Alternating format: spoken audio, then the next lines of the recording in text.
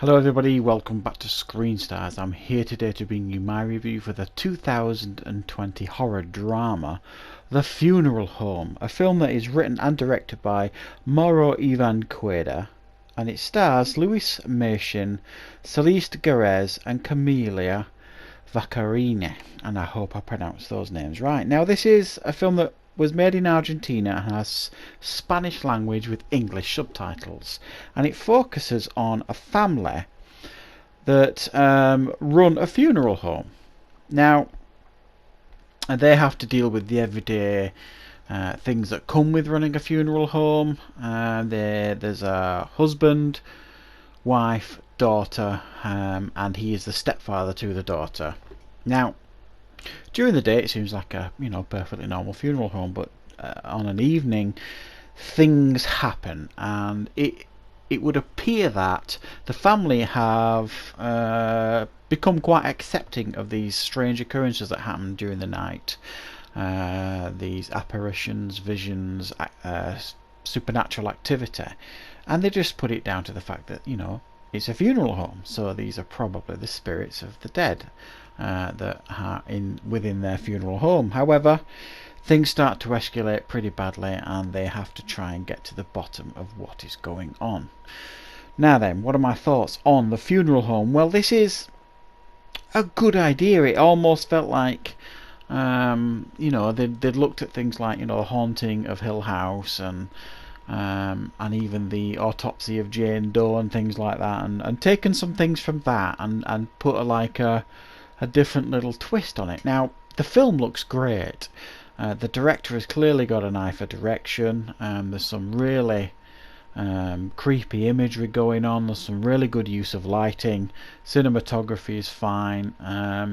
And the performances are all great. It's always, and I've mentioned this before, it's always sometimes difficult to judge foreign language speaking films because obviously they're not speaking English, so they may deliver a line differently than what you would expect spoken in the English language. So it's sometimes difficult to judge the acting in films like this, but I thought from what I could tell the acting performances were all fine here.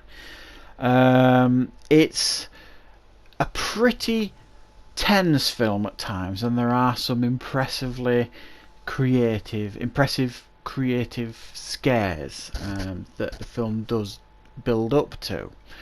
Some of them a little bit predictable, some of them a little bit cliched, I suppose you could argue. And what's clever about it is sometimes you're not sure what's going on. I felt like, well, this might necessarily not be a spirit that's doing this. And it also had it reminded me a little bit of The Shining at times, because it's like the husband kind of spirals into madness, it would seem. He's really trying to communicate with these spirits, and it seems odd that they're trying to appease these spirits in order to try and live in harmony, and they're so accepting of it. And the daughter's clearly had enough. She's getting really scared and freaked by it, and she wants to go move in with her grandmother, as you would. And it does beg the question why anybody would stay in this place, no matter how accepting you have become. This isn't Casper living in the house, you know what I mean? It's a pretty malevolent series of spirits, it would seem, that continues to escalate to, I don't want to say predictable, but I felt where the film went was kind of a predictable arc, certainly for me, but you might feel differently. So it's not your usual kind of haunted house type tale. It's a bit of a slow burn, with some carefully crafted tense moments stroke scares put into the film that I thought looked really good. I'm not going to lie, I thought it was filmed excellently. But it does kind of go down the cliched route of trying to get the house cleansed and doing all these things, but I personally couldn't get away from this well, you wouldn't stay there question in my head. These things that were happening were getting increasingly worse, and I suppose, to be fair, the daughter was really trying to get out of the place, and move in with her grandmother. So yeah, it raises some questions, in regards to mental health and all this kind of stuff. It does have a few nice moments in it, but ultimately, is it a film I can recommend? Yes, it's certainly watchable, and I think if this was like an English-speaking film, it would probably get far more attention.